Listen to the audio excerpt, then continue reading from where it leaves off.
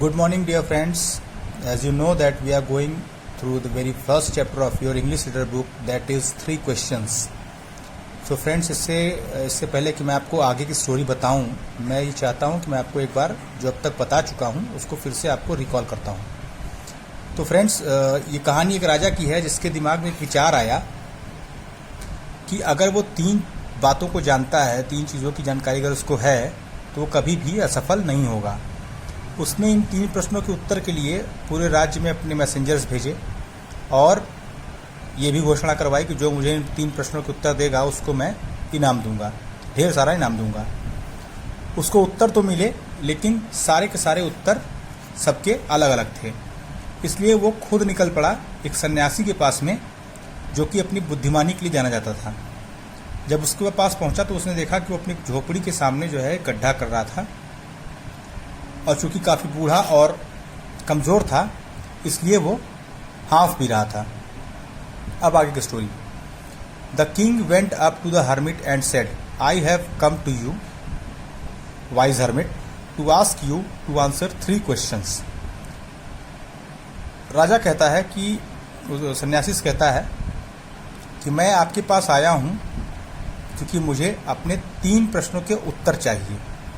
How can I learn to do the right thing at the right time. अब वो 3 प्रश्न मेरे कौन कौन से हैं। पहला प्रश्न है कि मैं ये कैसे जानूं कि किसी काम को करने का सही समय क्या है। Who are the people I need most.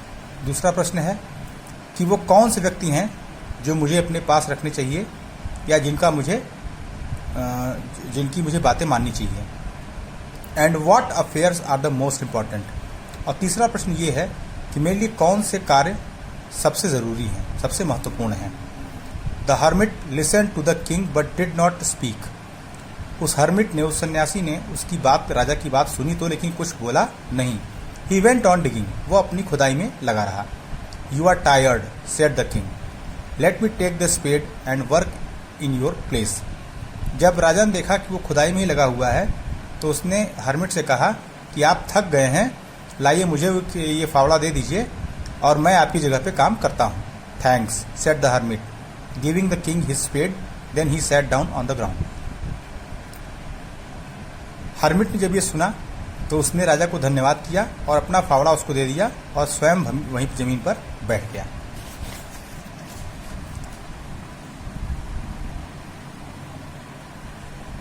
When the king had dug 2 beds, he stopped and repeated his questions.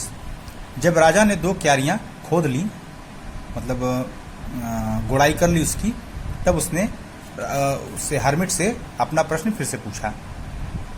The hermit gave no answer, but stood up, stretching out his hand for the spade and said, "Now you rest and let me work." लेकिन उस hermit ने राजा की बात का कोई जवाब नहीं दिया। उसकी बजाय वो खड़ा हुआ, अपने हाथ फैलाए और कहा, मुझको मेरा फावड़ा दो, अब तुम आराम करो और मुझे काम करने दो। But the king did not give him the spade and continued to dig. लेकिन राजा ने उसको फावड़ा नहीं दिया और फिर से खुदाई करने लगा। 1 hour passed, then another. The sun went down behind the trees, and at last the king stuck the spade into the ground and said. 1 घंटा बीत गया, फिर ऐसे ऐसे करते हुए काफ़ी सारा समय बीत गया और जो सूरज था वो पेड़ों के पीछे छिप गया। अंत में थक हार कर राजा ने उस स्पेड को ज़मीन पर रख दिया और बोला, I came to you wise man for an answer to my questions. If you can give me no answer tell me so and I will return home. तो राजा कहता है कि मैं आपके पास में आया था अपने प्रश्नों के उत्तर लेने के लिए, लेकिन अगर आप मुझको मेरा प्रश्नों का उत्तर नहीं दे सकते तो मुझे बताइए और मैं घर लौट जाऊंगा। Here comes someone running said the hermit. तब उस सन्यासी ने कहा कि देखो यहाँ पे कोई दौड़ता हुआ चला आ रहा है। The king turn round and saw a bearded man running towards them. राजा पलटा और देखा कि एक दाढ़ी वाला व्यक्ति उनकी तरफ दौड़ा हुआ चला रहा है। His hands were pressed against his stomach. उसके जो हाथ थे उसने अपने हाथों से अपने पेट को दबा रखा था। From which blood was flowing. और जहाँ उसने हाथ अपना दबा रखा था वहाँ से खून बह रहा था। When he reached the king he fainted and fell to the ground. जैसे ही वो राजा के पास पहुंचा वैसे ही वो बेहोश होकर जमीन पर गिर पड़ा। The king and the hermit remove the man's clothing and found a large wound in his stomach. अब राजा ने और उस हर्मिट ने जब उस व्यक्ति के कपड़े हटाए तो क्या देखा कि उसके पेट में एक बहुत बड़ा घाव था, चोट थी।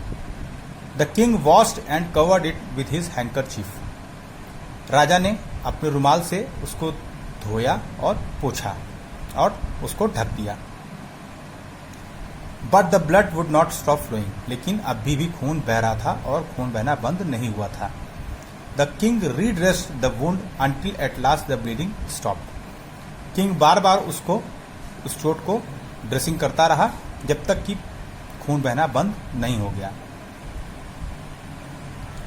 The man felt better and asked for something to drink. अब जब खून बहना बंद हो गया तो वो जो आदमी था उसको अब कुछ बेहतर महसूस होने लगा, तो उसने कुछ पीने के लिए मांगा। The king brought fresh water and gave it to him. राजा गया और उसके लिए ताज़ा पानी लेके आया और उसको पिलाया। By this time the sun had set and the air was cool. अब तक सूरज अस्त हो चुका था, सूरज डूब चुका था और हवा भी ठंडी हो चुकी थी, हवा में ठंडक आ गई थी। The king with the hermit's help carried the wounded man into the hut and led him on the bed. राजा ने उस हर्मिट की सहायता से उस चोटिल व्यक्ति को झोपड़ी में ले गया और वहां पर उसको बेड पर लिटा दिया। The man closed his eyes and ले क्वाइट। आदमी ने अपनी आंखें बंद करके शांति से लेट गया। वो जो व्यक्ति जिसको चोट लगी थी उसको जब आराम मिला तो वो अपनी आंखें बंद करके आराम से लेट गया, चुपचाप। The king tired by his walk and the work he had done lay down on the floor and slept through the night. जो राजा था वो चूंकि काम करके और जो पैदल चल के आया था उसे थक चुका था, इसलिए वो भी वहीं फर्श पर लेट गया और सारी रात सोता रहा। When he अवोक it was several minutes before he could remember. जब वो जगा तो कुछ मिनट पहले की बातें उसको याद आई। वेयर ही वॉज और who the strange bearded man lying on the bed was. अब उसको याद आया कि वो कहाँ था और वो जो अजीब सा आदमी दाढ़ी वाला आया था वो भी बेड पे लेटा हुआ था। Forgive me, said the bearded man in a weak voice when he saw the king was awake.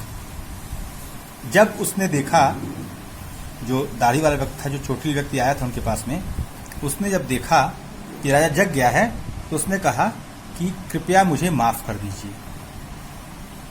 I do not know you and have nothing to forgive you for, said the king. अब राजा कहता है कि मैं तुमको जानता भी नहीं हूं और ये भी नहीं जानता हूं तुमने क्या गलती की मेरे साथ में, तुमको मैं कैसे माफ कर सकता हूं। You do not know me but I know you. अब वो व्यक्ति कहता है कि आप मुझे भले नहीं जानते लेकिन मैं आपको जानता हूं। I am that enemy of yours who swore revenge on you because you put my brother to death and seized my property. कहता है मैं वो व्यक्ति हूं जो आपको अपना दुश्मन मानता था और आपसे बदला लेना चाहता था, क्योंकि आपने मेरे भाई को मौत की सजा दी थी और मेरी जो संपत्ति थी उसको सीज कर दी थी, मतलब उसको अपने कब्जे में ले ली थी। I knew you had gone alone to see that hermit and I made up my mind to kill you on your way home. कहता है मैं जानता था कि आप अकेले उस हर्मिट के पास आए हैं और इसीलिए मैंने ये प्लान बनाया था, ये अपनी योजना बनाई थी कि मैं आपको जब आप वापस घर लौटने लगेंगे तो रास्ते में आपको मार दूंगा। But the day passed and you did not return. लेकिन दिन बीत गया और आप वापस नहीं लौटे। So I left my hiding place and I came upon your bodyguard who recognised me and wounded me. कहता है इसलिए मैंने अपनी जगह को जहां मैं छिपा था वहां से बाहर निकल के आया और आपके बॉडी गार्ड तक पहुंचा, जिसने मुझको पहचान लिया और मुझको चोटिल कर दिया, घायल कर दिया। I escaped from him but I should have died. मैं उसके पास से तो बच निकला लेकिन मैं मर गया होता। If you had not dressed my wounds, अगर आपने मेरी चोटों की मरहम पट्टी नहीं की होती तो। I wish to kill you and you have saved my life. कहता है कि मैं आपको मारना चाहता था लेकिन आपने मेरी जान बचाई। Now if I live I will serve you as your most faithful servant and will order my sons to do the same, forgive me. कहता है अब अगर मैं जिंदा रहूंगा तो मैं सिर्फ आपके लिए काम करूंगा, आपका सबसे वफादार बन करके, और अपने पुत्रों को भी, अपने बच्चों को भी यही कहूंगा कि वो भी आपकी सेवा करें। कृपया मुझे माफ कर दीजिए। फ्रेंड्स इसके आगे की स्टोरी आपको मैं नेक्स्ट वीडियो में सेंड करूँगा। Thanks, have a nice day.